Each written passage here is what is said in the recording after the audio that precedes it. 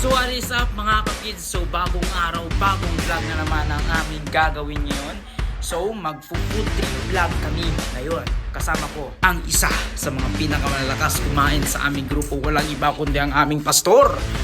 Okay guys, so ako nga pala si Ian David Dorano, yung kapag-drip for today's video. Ayan, so makakasama natin siyang kakain ng isa sa mga pinagmamalaking produkto ng Cagayan Valley, ang pansit. Wow! Pansit!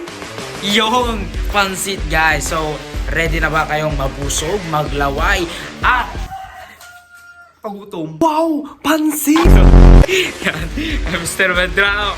Yan, makakasama ko siya ngayon. So abangan ninyo guys. Pero bago ang lahat ng yan, bakit nga ba produkto ang pansit dito sa Cagayan? So paklala muna natin ang pansit para mas maunawaan natin kung ano nga ba talaga ang dala ng pansit sa mga Cagayano. Kaya without further ado, roll the video. Ang pansit Batil Patong ay isang natatanging uri ng pansit na nagmula sa Tuguegarao City, Cagayan. Kilala ito sa kakaibang paraan ng pagluluto at paghain na may makapal at malasa nitong sabaw o ang batil at tinatampukan ng iba't ibang toppings o ang patong.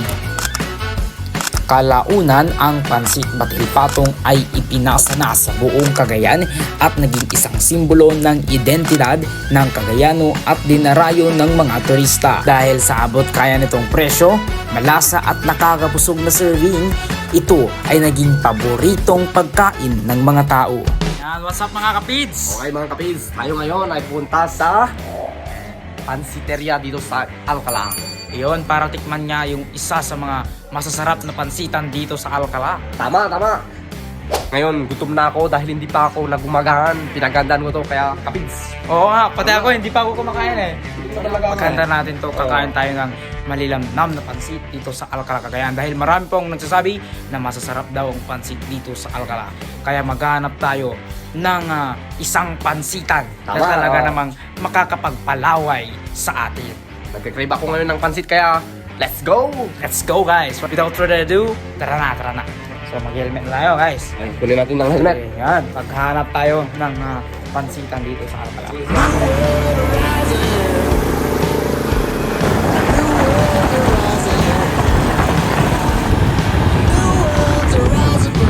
Dahil nga sarado pa ang ilan sa mga pansitan malapit sa amin, mas napilitan kaming mas lumayo pa at maghanap ng masarap na pansit Batil Patong.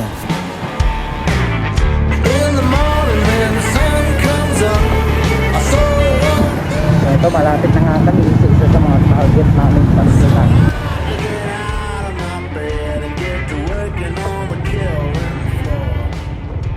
Malapit lang ang kanilang pansitan. Papasok ka lamang sa Sabnay Street at makikita mo na ang Jekong's Pansiteria. Okay guys, ito ang Jekong's Pansiteria. Ngayon tayo sa Jekong's Pansiteria. Pati naman tikman natin ngayon guys kung sobrang masarap dito ang tayo. Sabi nila na masarap ang pansit dito. So let's go. Tara naman kapids. Okay, tara na. Wala pang tao sa mga oras na ito dahil maaga pa.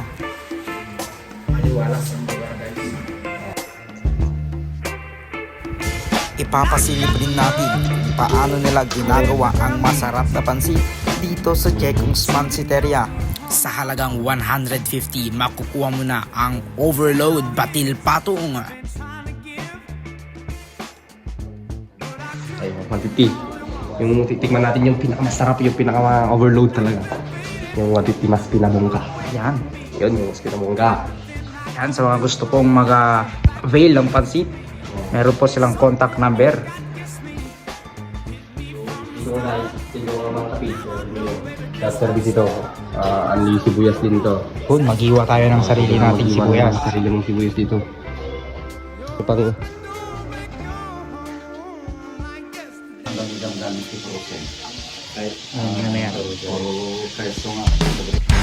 Isa sa mga pinagmamalaki ng Jekong's Pansiteria ay hindi sila gumagamit ng mga frozen na sangkap. Okay, so ito palang kusina nila guys. Dito sila nagluluto. Dito nila pre-prepare yung masarap na pansit. Ayan, nagluluto si Kuya kanina.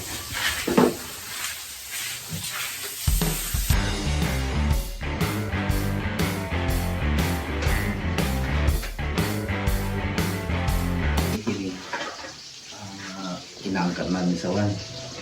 Garaw. Ay, sa Tugigaraw, balik sa Tugigaraw galing to. Kaya. Mismo sa nagagawa ng Sa gawaan ng pansit talaga. sa may i-promote mo ito na si Langkay Pansiteria Gawaan ng pansit ko yan, langkay ang sa Cagay. Cagay Tugigaraw. Tugigaraw City. Doon nanggagaling ang pansit nila guys sa Cagay, Tugigaraw City. Yung pansit nila guys. Alam nyo ba na ang Jekong's Pansiteria ay halos 6 na taong nang nagbebenta ng pansit? Kaya talagang gamay na gamay nila ang pagluluto ng masarap na pansit.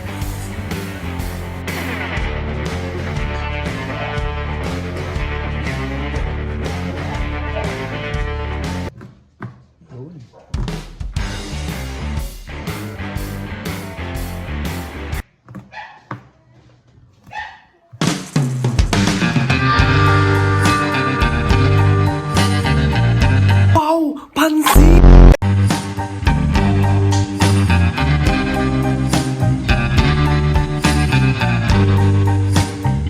So, kung meron sila dito guys, meron din silang chili oil. Meron din silang sabaw guys. Oo. So, ito yung one beating nila. Mas pinabongga. Okay, so bago tayo magsimula, manalangin muna tayo. Let's pray. Magbigay ito ng magandang sustento sa kalusugan namin, Panginoon. Sana patuloy mo kaming proteksyon sa ating pag-uwi. Mamaya, Panginoon, maraming salamat sa pagkain ito, Panginoon. Amen. So, ano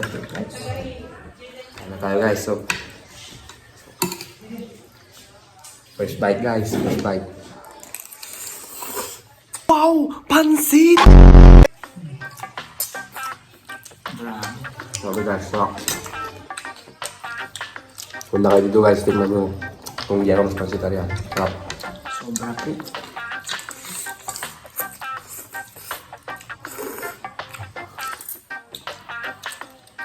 Hindi na yung tipo.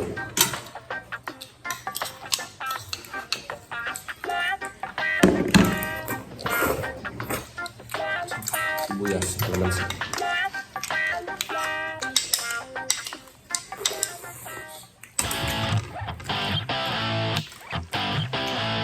Sobrang sarap.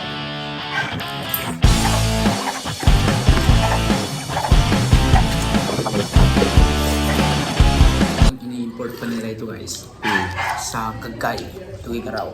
Talagang ito is gawa talaga ng patil-patong talaga. Hindi basta-basta binibili lang sa pamilihan kung saan-saan. Binibili ito guys mismo sa pagawaan talaga ng pansit. Ito nga't napasarap ang kain namin ni Mr. Dave dito dahil naman talagang napakasarap ng pansit nila.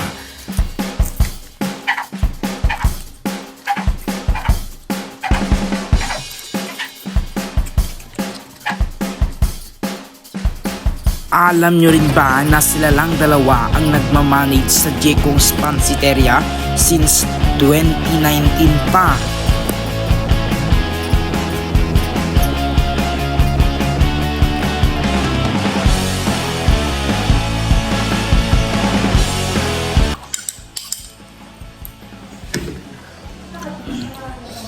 Papawisan ka talaga dito sa sarap lang. Ito nga talaga namang napapasubot, napapawis. Nagpapawisan, laway na laway si Dave. Talaga namang sobrang sarap talaga. Babalik-balikan. Babalik-balikan. Sa talaga sa mga pinakamasarap na pansitan. Subo mo ah. Bigyan mo nga ako ng isang subo dyan, Medrano. Yun. Grabe. Wow! Pansit! Nagpapawisan. Sa mga hindi po nakakalam, yung kasama ko po, isa po talaga po sa mga pinakamalalakas kumain sa buhay namin. So, Basta't masarap. Basta't masarap. Grabe.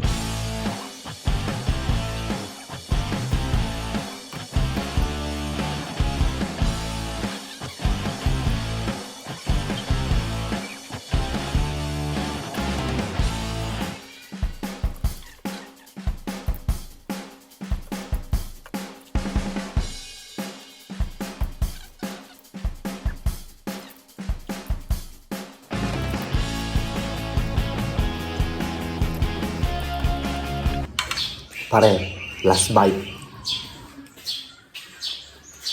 Wow! Pansit!